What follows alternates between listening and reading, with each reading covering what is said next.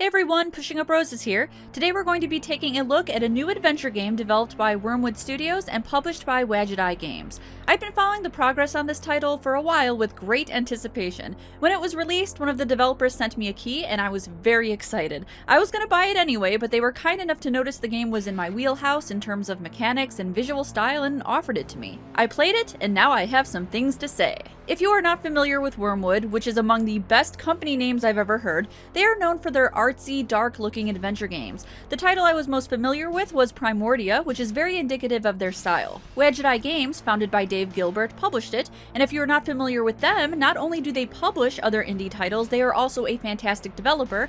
I covered one of my favorite games by them on this channel called Unavowed. I know you're watching this, Dave, so hello, hope you're enjoying the video. Strangeland is a very surreal, philosophical, mind-bending experience in the form of an adventure game. If you want to know right off the bat if I recommend it, the answer is yes. However, I do have pros and cons to discuss here. This title was so interesting to me because it encompassed everything I love about this genre of video game. It took me back to games of my past like Sanitarium, Gabriel Knight, Sins of the Fathers, even King's Quest. But it also lost me a few times by being, dare I say it, too artsy. Yeah, I know, it sounds weird coming from an experimental artist, but even I have my limits. Without much introduction, you are thrown into the strange land of Strangeland, a messed up carnival with weird inhabitants, nightmare-inducing settings, and a clown who just won't cool it with the dad jokes. Man drags himself into his shrink's office. Says, "Doc, I got this bad feeling. My wife thinks all I do is dwell on the bad stuff and complain."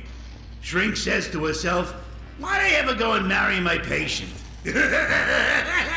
You do not have a name. At least if you do, you don't remember it. The goal is to find a beautiful woman you keep seeing visions of while kind of untangling a vague but powerful narrative so you can escape Strangeland, thus escaping your own personal demons. Now, when I say this game is very reminiscent of Sanitarium, I mean it is very reminiscent of Sanitarium. You don't really think you escaped from some sanitarium? If you have not played this older adventure game developed by Dreamforge, I highly recommend it. It's one of my favorites. The inspiration Strangeland took from it is very clear. It's not copying it. I can just see all of these connections, even the protagonist's voice. For a moment, I thought they were the same voice actor. That angel statue over there, does it...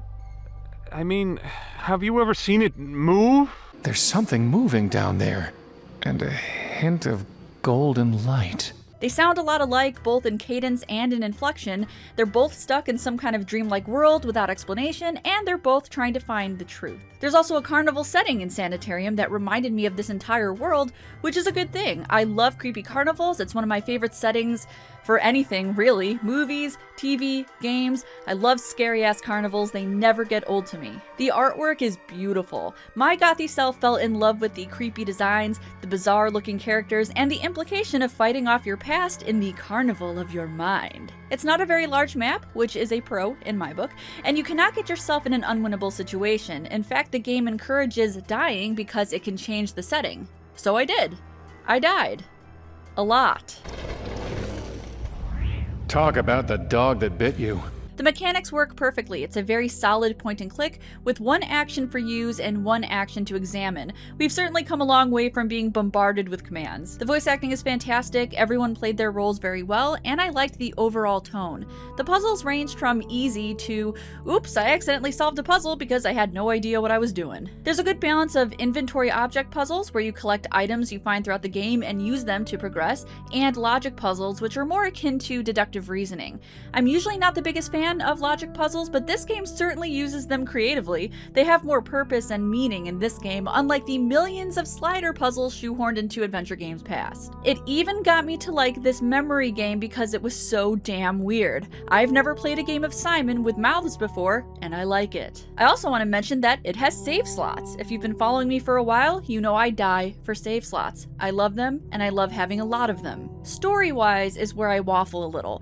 I am very big on artistic, meaningful stories that have to do with shadows, inner demons, your past, decapitated heads, death, freeing yourself of the chains you forge in life. A lot of emotion and symbolism went into this game. Dark thing! You are going to die, and she is going to live. Do you hear me? The dialogue speaks in heavy, poetic metaphors, and there's blatant references to things like overcoming grief, owning up to your past mistakes, and untethering yourself from your dark shadows. Before men had words for their grief, they learned how to bear fire. Has the light of reason grown so dark? And even with all these serious themes present, it still has a sense of humor. I felt extremely compelled to finish this game as soon as I started it because it was fun and beautiful. It seemed to remind me of all of these things I like, including The Dark Half by Stephen King, Darkseid, another horror adventure game from 1992, and basically anything written by Harlan Ellison. I have no mouth, and I must talk. That being said, I did have a few issues with the story. Now, unlike Sanitarium, where the protagonist is stuck in a hallucinated world that he eventually wakes up from, Strangeland stays in surreal mode. There isn't a practical conclusion or anything grounded in reality, which some people will like as a more imaginative experience, and some, myself included, won't find it satisfying. Personally, I was craving some kind of connection to reality, an answer to who I was saving, and what world I was so desperately trying to run away from. I found myself not caring as much for this protagonist as I did for Sanitarium's Max, because that game was sprinkled with bits of his story. I think it's interesting that usually people don't like having symbolism spelled out for them, but in this case, it wasn't spelled out enough. It's a very earnest game with a lot to unpack, but I admit that I got tired of being constantly spoken to in riddles and metaphor. And I mean it, it's constant. What are those quotes you keep spouting? The assembled wisdom of worthless toil. Here's a metaphor for you. Your mind is a matryoshka. It's just you. And you. And you. I get the impression that this character is meant to reflect you, the player. You are not necessarily being told this man's story, you are given vague exposition and topics, and in one way that can be a very good thing. It means you can have this cathartic experience and relate to him, perhaps reflecting on your own self. The topics are heavy, but again, cover a wide amount of issues people suffer with. Because of its ambiguity, you don't get the most solid of conclusions. Personally, I found parts of this game a bit much, but that didn't stop me from enjoying the hell out of it. It certainly tapped into everything I love about horror, art, adventure games, gothic styles, and serious subject matter.